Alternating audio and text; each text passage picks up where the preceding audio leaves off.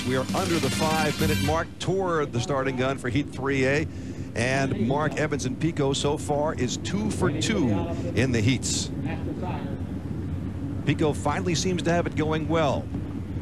And Nate Brown has it going pretty well here. The Miss Lumar window film, 700 points so far in 2 heats. Let's go down to the dock to Steve Montgomery to set up 3A. The last time the Evans brothers got together in the Appian Geronimo and the Pico American Dream, Mark and Mitch gave us one of the best heats of the season. They're about to do that again. Hopefully more great racing, and they'll have to contend with Nate Brown in a very quick Lumar boat. Let's see what happens. Counting down towards 4 minutes to go to the start. Here's the Appian Geronimo. Mitch Evans is the driver. It's been a difficult, disappointing season so far for this Jerry Rise-owned boat. They put a lot of money, a lot of work into this, and so far, no consistency. No speed so far for the Pico American Dream until here at Kelowna. And Mark Evans and the Pico team seem to have found some. It still comes and goes. If they can keep this pace up the rest of the season, they are definitely going to be a contender. And the Appian team, as we've said before, John, they're at the midpoint now of really their first season. They're starting to come into their own. Their gearbox problems are behind them. We really expect Mitch and Jerry Rice's team to be a contender now the rest of the way. They have been said to be the team most likely to challenge the Budweiser. So far, until this previous heat 2, nobody had gotten past the Budweiser, and it was not Appian Geronimo, but it did finish ahead. Everybody did in that heat. Nate Brown, could he win this one? Why not? Won the last heat he ran. You just never know out here. The locals cheering loudly for this boat. Kuha, as we said before, the Kelowna Unlimited Hydroplane Racing Association plans someday to have their own team based right here. And more problems now for Mark Webber in the Master Tire. Master Tire planning someday to be able to get up on plane and running, but it doesn't look like this time. Our Speed World coverage continues in just a moment. Stay with us. Just over a minute to go to the start of Heat 3A here at the Molson Thunderfest, and Master Tire has been struggling. There's the 1-minute gun.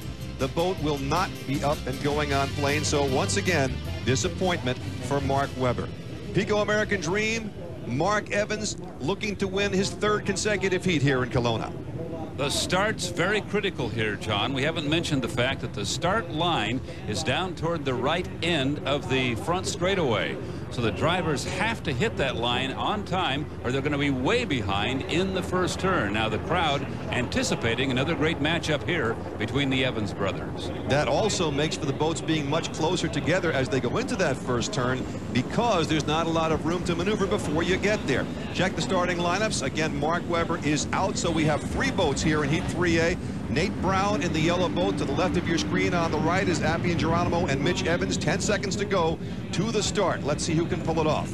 Mitch Evans has a good spot in lane 1. His brother is back a bit and way on the outside. Somebody here is wrong on the time, and it looks like it might be Mark, because Nate Brown is right on the line. Strong start for Nate Brown in lane 2, and see how close they are going around the first turn. Pico way to the outside.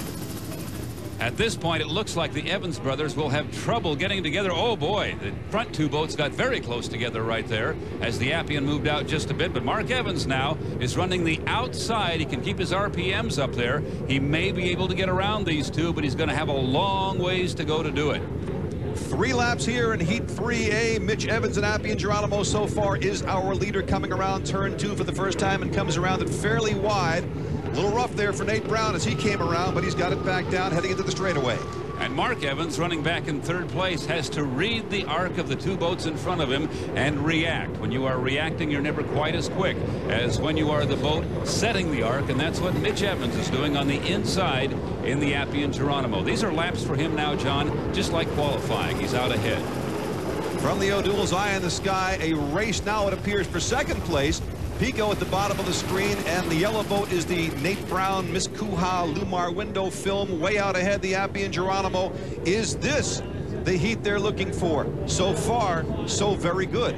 1 heat victory so far this season for Mitch Evans. That was in the Tri-Cities. Now a good race for 2nd place as the Pico on the outside takes a slight advantage over Nate Brown. Pico ordinarily would be the faster boat between those 2. Appian Geronimo still has the lead, though, as we come to the finish of lap number 2 of 3. Mark Evans to the outside now, chasing after his brother as Nate Brown falls back. Quite a different job for a boat running on the outside. He has to stay as close as he can to the boat to his left, but he has to leave room for that boat to react, skip out a little bit, or he can get in trouble. Mark has done a nice job here now and has taken over second place. From the O'Doul's eye in the sky, he still has a very long way to go to catch up with brother Mitch. Second lap average almost 137 miles an hour for the Appian Geronimo. And I can tell you right now that the Pico is not going to catch the Appian Geronimo in open water. Mitch has been our second fastest qualifier throughout the last couple of races, just a mile or two per hour slower than Dave Villwock and the Miss Budweiser. Here comes Mitch around that last turn, looking for the checkered flag. That's got to do Jerry Rice's heart a lot of good. Driving the boat beautifully here in Heat 3A. Mitch Evans takes the checkered flag. Second place, Pico American Dream and Mark. So there goes his perfect day, but still not bad. It's 300 points for him. And the third place boat, the Miss Kuha Lumar window film, Nate Brown keeping it together, but not being able to stay close for all 3 laps. Here is a look at our winner in Heat 3A. Appian Geronimo. When it runs well, it really runs well. And this is a boat that has not been running very well at all. Mark Webber, once again, in the midst of frustration as we check the results. Pico American Dream has, after 3 heats, 1,100 points, down to the docks, and Steve with Mitch. Well, there's one for the other brother. Understand you were legal by about 1.5 inches. Yeah, I knew it was going to be close, but hey, I had to roll up there. I couldn't go any slower. So that's all right. I wanted that lane 1. That's better, boss? That was excellent. I'm pretty happy right now. Yeah, we got a heck of a team, heck of a boat here, you know. We're just going to keep going. We're ready for the final. We, in the meanwhile, are getting ready for Heat 3B. So is Steve David. We'll have that one for you when we come back in our Speed World coverage.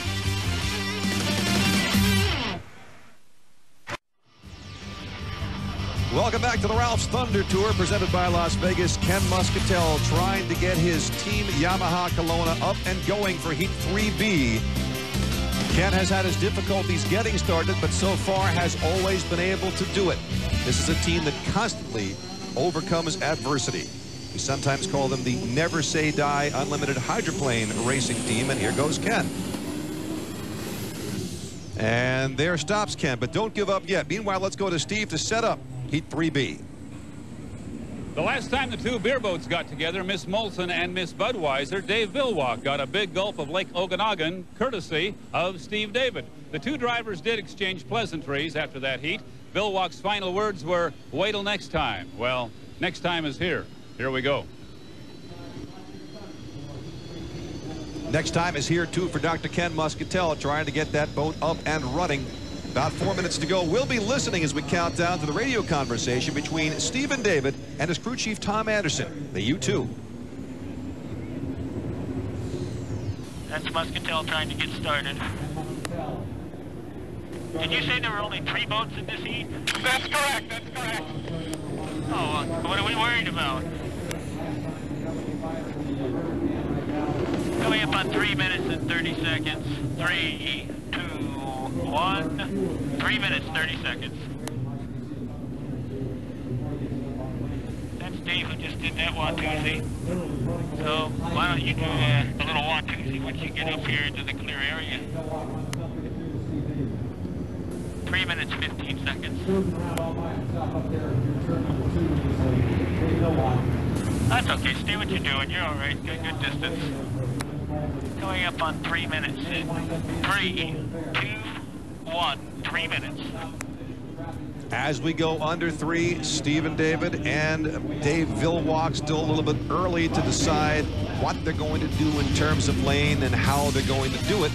We'll find that out and find out which of these 3 boats can take Heat 3B when we come back.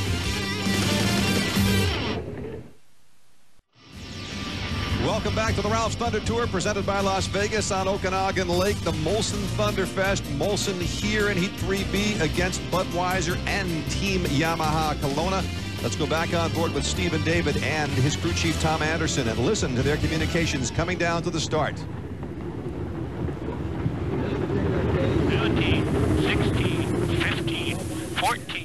13, 12, 11, 10, 9, 8, 7, 6, 5, 4, 3, 2, 1. Beautiful. Nice job holding in. Tom Anderson referring to Steve David attempting to hold the Miss Budweiser into a very tight turn in lane 1 and perhaps scrape off a little speed. And if Steve can keep the black boat ahead of the red one into the second turn, he can do it again. But now the Budweiser appears to be in pretty good shape. Dave Villwock has said if they're going to hold me in, first they have to catch me. And that is no mean feat for any of the other boats out here. 3 laps here in Heat 3B, and Villwock has got himself a good substantial lead. Stephen David falling back into second, but coming up just a bit around the second turn. Now it'll be interesting to see whether Dave Villwock drives a straight-ahead boat race or perhaps messes a little bit with Mr. David, who's become somewhat of an arch rival in the other beer boat. And meanwhile, we see the doctor, Ken Muscatel, having a pretty good day, but running in 3rd place now with these 2 hot dogs out in front of him. From the O'Doul's eye in the sky, you see the lead of a battle rooster tail that Dave Villwock has in the Miss Budweiser. I don't think he's going to fool around, Steve. I think he's going to run it hard and fast and get there just as soon as he can and leave Stephen David behind him. Just as we said about Mitch Evans in the previous heat, you take a boat like the Budweiser, put it out ahead, and he will drive the same as he would in qualifying laps. No one has any way to control where he goes now, so it'll be all Budweiser for the rest of this heat, and it's simply a matter of keeping the big red machine operating, something they've done very well this season. You very seldom will see Budweiser break down for no apparent reason. A little bit of walking there by Dave and then by Stephen David around that turn. We're seeing a lot of bouncing up in that second turn, and that appears to be where some of those holes that Steve David talked about in the open to the show are ending up. 138 plus on the second lap. Average speed for Dave Villwock coming around now on the white flag last lap with more than the rooster tail over Stephen David. We talked about the conditions here, as you just mentioned, Steve. On Thursday night, the winds were so great here that it blew tents from the shore all over the lake, and they had to rebuild the tented area on the shore. Things are considerably calmer here today than they were even during qualifying a couple days ago. In fact, in our 3 years of coming to Kelowna, by far the best conditions on the race course that we have seen on race day. If it stays like this, we're going to have a great day on Lake Okanagan. Dave Villwock now is back in the place he's used to being, out in front by a lot, heading for the checkered flag, coming down the final straightaway one last time. Again, a little bumpy ride for Stephen David as he comes around well behind the Bud. There's your Heat 3B winner. 2 out of 3 for the Budweiser here in Kelowna. Second place, Steve David and the Miss Molson.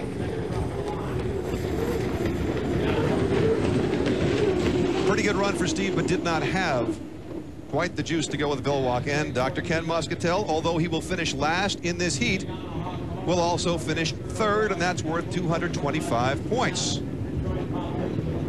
All in all, a satisfying run once again for Team Yamaha Kelowna and Dr. Ken Muscatel and his crew.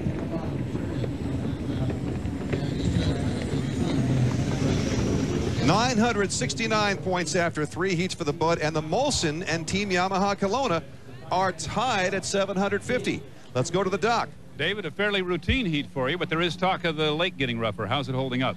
Well, it's a little rougher, of course. We knew it would be that way with all the boat traffic we got beyond the log boom there. So that's just part of racing here in the Rockies here.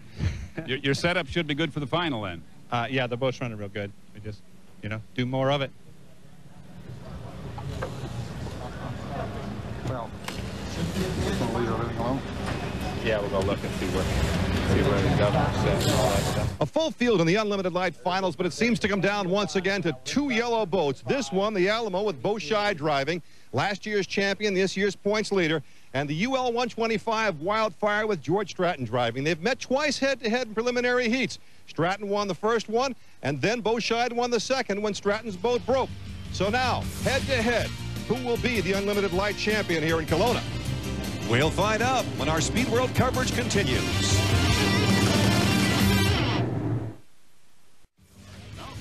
Welcome back to the Molson Thunderfest in Kelowna, British Columbia. The Budweiser Brain Trust talking over the final coming up for the Unlimiteds. But we're getting set now for the final of the Unlimited Lights. Out on the lake, check the starting lineups. Bo Scheid would have to be your favorite here.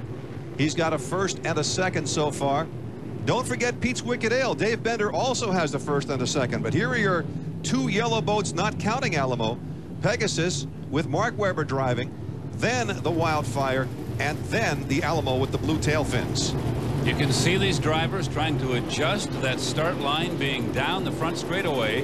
It looks like Dave Bender and the Pete's Wicked Ale made a great start in lane 2, and our two favorites are back a bit, both the Alamo and the Wildfire, back in about 4th and 5th place here as we get underway. The Pegasus in good shape in lane 1, and look at Dave Bender. Mark Webber driving the Pegasus because his brother Steve, who normally drives the boat, has some other commitments this weekend. And the red boat here, the Pocket Mechanic, as we look at Dave Bender opening up a bit of a lead over Mark Webber in the Pegasus. Dave Bender in the Pete's Wicked Ale leading this heat, but his mirrors have to be getting a lot of his attention. He knows that back there somewhere he has the Alamo and the Wildfire, and now here they come into the picture. Pegasus on the inside, and here comes George Stratton on the Wildfire. A year ago, George did a 360 loop here, came down right side up and survived it. Here he's trying to get back into the race. There's Dave Bender in the Pete's Wicked Ale, driving the boat sponsor to sponsor. Here comes George Stratton past Phil Bonazzini in the Pocket Mechanic, and now from the O'Doul's Eye in the sky. Take a look at the lead that Dave Bender and the outside has taken over Mark Webber on the inside in Pegasus. Then here comes Phil Bonazzini in the Pocket Mechanic, Wildfire, and on the inside that yellow boat is the Alamo with Bo Scheid. Don't count him out. But the Alamo is in a tough spot for finding good racing water. He's on the inside and behind 4 boats. Good race right here. That brand new red boat looks like a little Miss Budweiser. That's Phil Bonazzini's new Pocket Mechanic. And a bit of an upset here as we have Dave Bender leading this race in his brand new boat, the Pete's Wicked Ale. About halfway through the 3-lap race. Now they're coming around turn 2 for the second time, and still a race between Dave Bender and Mark Webber, with Phil Bonazzini in 3rd place, bouncing along here in the Pocket Mechanic. These holes that the unlimited drivers have referred to, just about twice as big if you're in an unlimited light. We saw one of them knock the Pegasus back a bit, and that gave Bender back the lead right here. And Dave Bender getting a great boat ride here on Lake Okanagan. Just a few weeks ago, on the way to Norfolk from Detroit, Gene Bender, Dave's dad, was driving the boat. They went off a highway and bounced the boat and the trailer for a long way before they finally got it stopped. They got it fixed in time to run at least part of the time in Norfolk. Now, here they are out in front a few weeks later. John, we are just receiving word this boat, the Pegasus, as well as the red boat in your picture now, Phil Bonazzini and the Pocket Mechanic, jumped the gun. They are penalized a minute, which amounts to a lap. That's going to change our standings, and I think move the Alamo up into 2nd place. But it's not going to change the finish of this boat. Pete's Wicked Ale and Dave Bender heading for the finish. Terrific run by Bender. This is an upset, but not a huge one. Heck of a driver and a really strong boat. Dave Bender wins your Unlimited Lights finals here at the Molson Thunderfest. And from the O'Doul's Eye in the sky, here comes Bo Scheid and Alamo to finish 2nd. Phil Bonazzini in Pocket Mechanic has another lap to go, as does Mark Webber in the Pegasus. So Alamo comes in number 2 in the Unlimited Lights final. And here is a boat we haven't talked about till now, but he's going to be number 3. This is Mike McClellan, a Kelowna native, now who lives in Courtenay, British Columbia. The favorite here in the Unlimited Lights, has done a terrific job of staying in things all day long, held back and did not jump the start here, and guess what? The local favorite, Mike McClellan, is going to finish 3rd, eh? Mike, by the way, kind enough to help us out with our open to the show here. Terrific job by the local favorite, Mike. And heading back into the dock, Bo Scheid in the Alamo. 2nd place is not exactly what the Ned Allen camp expects. However, when you total up all the points, Alamo has just about wrapped up a 2nd consecutive Unlimited Lights championship. Here are the points for today. Pete's Wicked Ale picking up 1,100, but 1,000 for the Alamo. Down to the dock now, and Steve's got the winner, Dave Bender. Good day for beer boats. One of your better heats there. That's right, boy. It came at the right time. The boat likes the big lake. That's right. You know, and that was the whole reason for this new boat this year. Last year we were at this course with a smaller boat, and I went away from it saying I got to do something with the program, and we made a lot of changes over the winter, and it paid off. Congratulations. Thank you very much. Today's Alamo Almanac is brought to you by Alamo Rent-A-Car. It's drive happy time again. Ready, set, go. 1998 marks the 25th anniversary of the first practical turbine-powered unlimited hydroplane. Before 1974, the Thunderboats really were Thunderboats, powered by World War II Allison and Rolls Merlin 12-cylinder piston airplane engines. Seattle sportsman Jim Clapp's turbine-powered pleasure boat inspired him to install 2 small turbine engines in his new hydro, simply named the U-95. Clapp assembled a team of boat builders, racers, and turbine engineers who developed the complicated gearbox and systems that would couple and control the twin turbines. But as crew chief Chuck Leifert and driver Leif Borgerson and the rest of the U-95 crew worked to finish the new boat, a terminal illness claimed the visionary Clapp. His crew carried on, keeping the vision alive. And as skeptical hydro owners looked on, the futuristic boat came off the trailer for the first time and was christened by Jim Clapp's widow, Pamela.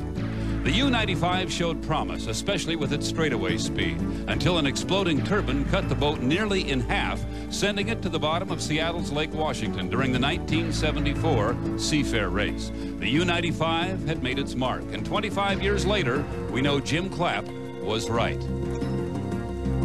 The Alamo Almanac has been sponsored by Alamo, where renting a car is fun. Let Alamo put you smiles ahead with drive happy deals and services.